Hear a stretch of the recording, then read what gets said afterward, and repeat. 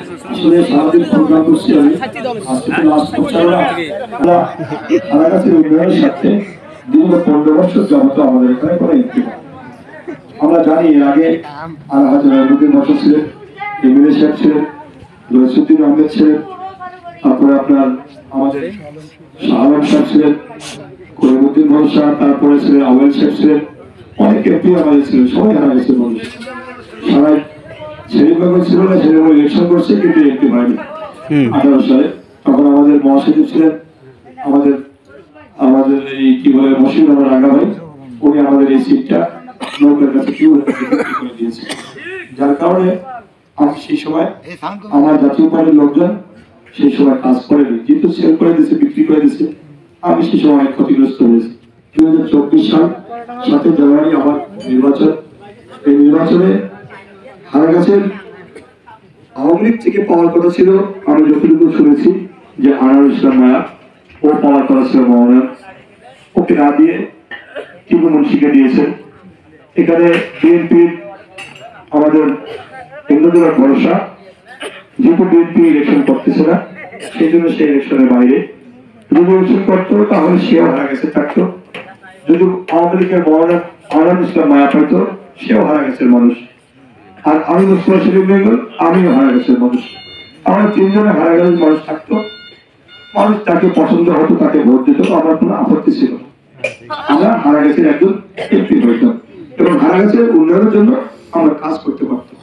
কিন্তু আমাদের দুর্ভাগ্য যে সুদীর্ঘ সময় ধরে একটি লোক, যে লোকটিকে আমরা চিনি না, যে লোকটিকে আমরা জানি না, এই লোকটি আমাদের এখানে এমপি গিরি করে সে হাজার হাজার কোটি টাকা ইনকাম করতেছে, কিন্তু আমার এলাকার উন্নয়নে তার কোনো ভূমিকা নেই।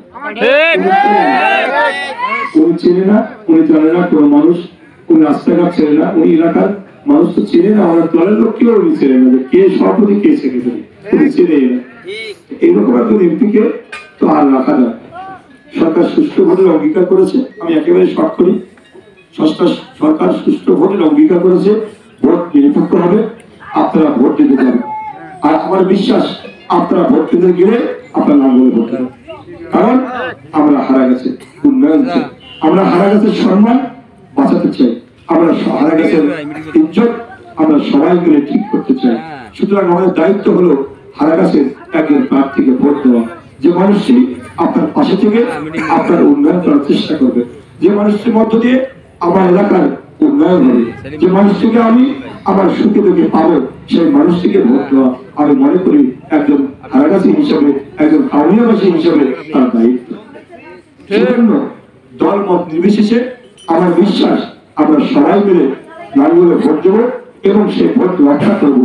আমি আপনাদের কাছে অনুরোধ জানাই, আপনারা সবাই মিলে কারো কান করতে না শুনে, কে কি বললো সেদিকে না দেখে আপনারা সবাই যাবেন। অনেকে বলে ভোট কেন্দ্রে গিয়ে কি হবে, ভোট তো হবে না, ভোট হবে, ভোট সুস্থ হবে। গত পরশু দিনের কথা হয়েছে আমার সঙ্গে, আজকেও কথা হয়েছে আমার সঙ্গে, আজকে ঢাকা থেকে কথা হয়েছে যে ভোট সুস্থ হবে। উপরে যে অফিসার আইজিপি সহ অনেকের সাথে আমার কথা হয়েছে, কি কথা বলে না, অনেকের সাথে আমার কথা হয়েছে, বিভিন্ন গোয়েন্দা সংস্থার সাথে আমার কথা হয়েছে, তারা বলছে যে আপনি নিশ্চিন্তে কাজ করেন, আপনার অবস্থা খুবই ভালো, ভোট সুস্থ হবে, ভোট নিরপেক্ষ হবে। আমি তো ওনাদেরকে বললাম, তুমি তো বলতেছে যে আরেকটি ভোট পেলে হবে, তাহলে ওনার কথা বাদ দিয়ে দেন। উনি এভাবে বলে বলেই উনি ক্ষমতায় আছে, এভাবে মিথ্যা কথা বলে আপনার এলাকার মানুষকে প্রতারণা করেছে, এইভাবে বলে বলে আমাদেরকে মানুষের ইচ্ছা শক্তিকে নষ্ট করে দিয়েছে, দুর্বল করে দিয়েছে। কান্না দিয়ে আপনার ইচ্ছা, আপনার যে শক্তি, সেই শক্তি প্রয়োগ করবেন। সেই শক্তি কি? সেই শক্তি যে ব্যারেজের মধ্যে একটি লাঙ্গল সিল করা, এটাই হচ্ছে আপনার শক্তি। সেই শক্তি প্রদর্শনের মধ্য দিয়ে আমার এলাকার উন্নয়নে আপনার পাশে থাকার সুযোগ করে দেন। ইনশাআল্লাহ আমি আপনার পাশে থেকে এলাকার উন্নয়নে আমি সর্বাত্মক চেষ্টা করবো, যাতে আমার এলাকার মানুষ সবাই মিলে একসঙ্গে আমার এলাকার উন্নয়ন করতে পারে। আমার সঙ্গে করে কারো কোনো দলগত পার্থক্য নেই, আমার এলাকার মানুষের সাথে সবার সাথে আমার সুসম্পর্ক আছে।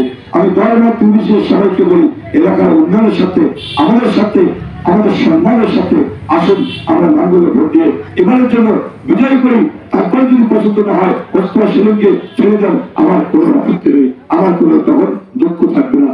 আমার দুঃখ একটাই, আমি যখন বাইরে যাই, আমরা শিক্ষিত সমাজ যখন বাইরে যাই, তখন আমরা লজ্জিত হই যে আমার এলাকায় এমপি একজন বাইরের মানুষ।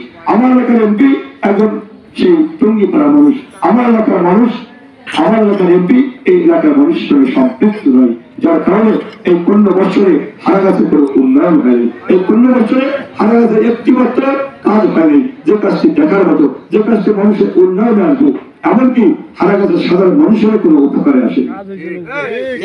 উনি এখন পরিচালনা করে কাজ দ্বারায় সেই মাটি কেনা লেবারদেরকে ভাতা দেয়, সেই মতো লোক গাড়ির মধ্যে নিয়ে চলে চলে চলে চলে ব্যয় দিচ্ছে, ওই লোককে নিয়ে আবার ব্যয় দিচ্ছে।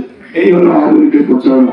আওয়ামী লীগ কোথায় চলে গেছে, কতটুকু ভোট পাবে সেটা আল্লাহ ভালো জানে, এবং সেই মহান আল্লাহ তাআলা ভালো জানে যে কি হবে।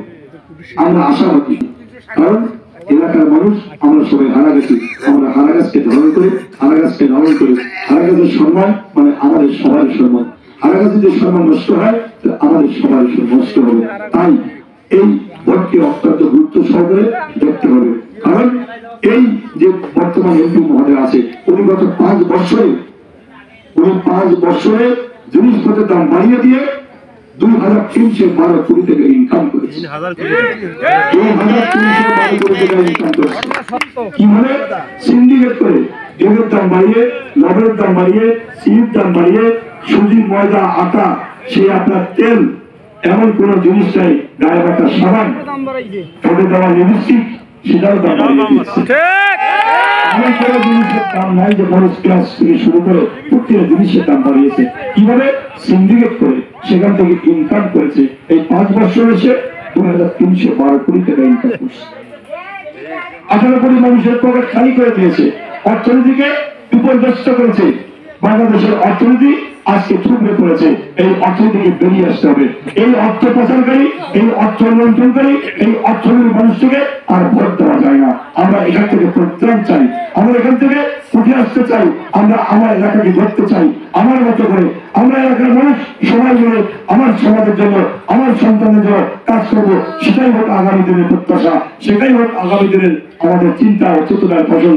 তাই আমারও অনুরোধ জানাই, আগামী 7 তারিখে সবাই মিলে লাঙ্গল মার্কায় ভোট দিয়ে আপনারা আমার এলাকার উন্নয়নে সকলেই অংশগ্রহণ করি।